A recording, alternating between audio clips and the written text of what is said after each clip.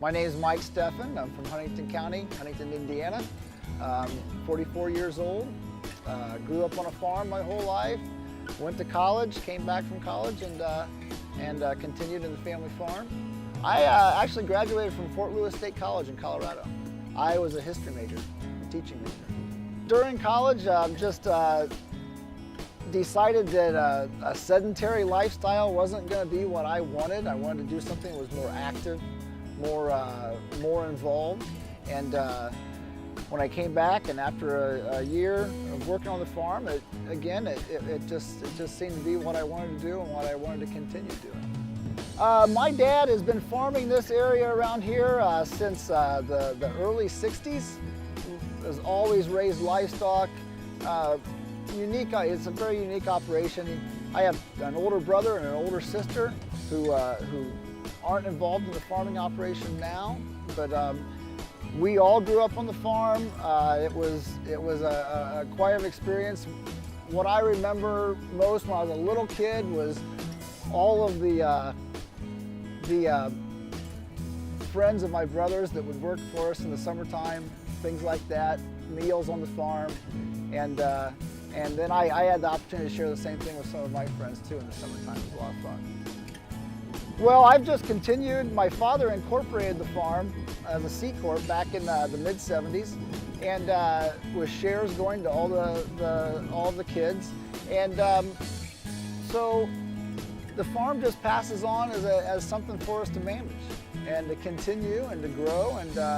And my dad's retired now, fully retired, and he just pretty much enjoys seeing what goes on. I have two stepchildren. One's 23 and one's 21. They grew up on the farm their whole time. It was, a lot of fond memories. I remember when my daughter used to come out to the hog buildings with me and watch me process baby pigs and things like that. It was fun.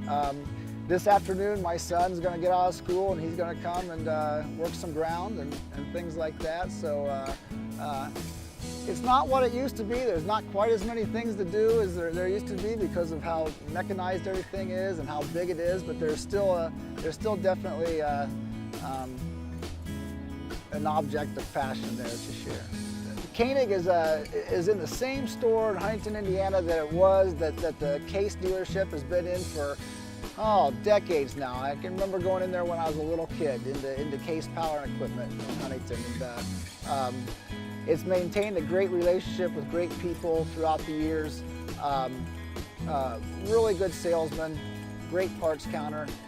And as far as the mechanization of everything, they continue to keep up to snuff and step with the technologies they're developing and that the farmers are asking for.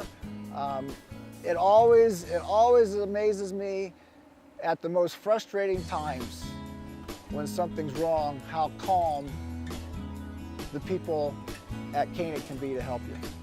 We use GPS. We will continue to use more. We've just gradually taken baby steps into it, adding a little bit more every year. We aren't fully into guidance. We're into a lot of row command and direct command equipment and mapping at harvest. But Koenig's role will become a lot more involved when we get into guidance, which is just another year or two around the corner. Well, my dad raised hogs from the outset, and pork production was always something he was good at. He just gradually built it from the ground up and built confinement buildings, and it really became the heart of what we do. The whole process of raising crops, applying manure, managing the whole circle of everything is really what we do best. It's really something that I value doing, and it's evolved to the point where we are the last farrow to finish operation, independent operations in this county, and there aren't very many of us around. I can't imagine doing it any other way. I really can't. Well, we raise all crossbreds, but one unique thing that we do is since we do sell our product with our own name at our own meat store, we try to use genetics that produce a a product that people are going to want to eat at their dinner table. It's going to taste good. So we try to stay away from certain breeds like Hampshire that carry stress gene and things like that. We try to stay with your faster growing genetics like a Duroc genetic to sire all of our terminal hogs that are going to give you, from tests, a lot more dynamic plate appearance. Lingrick Meats in Zanesville is where we operate our meat plant. It's real close to our farming operation, just within 5-6 miles. And it's a custom butchering operation in Zanesville, Indiana that processes other people's products, other people's hogs, beef, sheep, goats, you name it. And then we run our own hogs through the retail plant as well and service a lot of the Fort Wayne area and the surrounding counties. And it's a real source of pride to take the product from birth to that step. It's a real source of pride, and not only that, but we have the opportunity to have a business where we work with great people. We couldn't do it without the people at Lingrick Meats. I employed 2 gentlemen on the farm. I couldn't imagine making it through my days without them. And I guess that's one of the things that you realize at the end of the day is just how important the people are that you work with. My dad was an early pioneer of conservation practices. Back in the 70s, you wouldn't have found too many people no-tilling corn, but that's the only way that he did it. And we still follow a lot of those practices today and do a lot of no-till, a lot of filter strips along waterways and so on.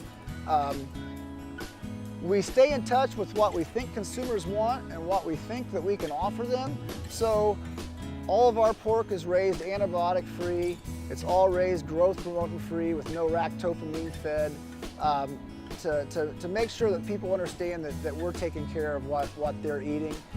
We have a lot of very unique animal handling practices on the farm where we don't use gestation stalls, we don't use farrowing stalls. So, which is unique when you're talking about an operation that has hundreds and hundreds of sows. You can't, when you put as much work and as much time as we have in the operation, you can't help but be proud at the end of the day of something that you've created and something that you've put forth. And sometimes we don't think necessarily even at the end of the day of the people that we're benefiting, just like they don't think of maybe where their product, their food is coming from, that kind of thing. But when you bring things full circle the way that we do, you can't help but think of that.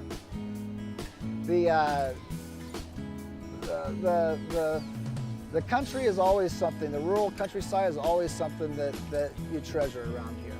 And it's a nice time to kick back, sit on the porch, summertime, whatever time of the year.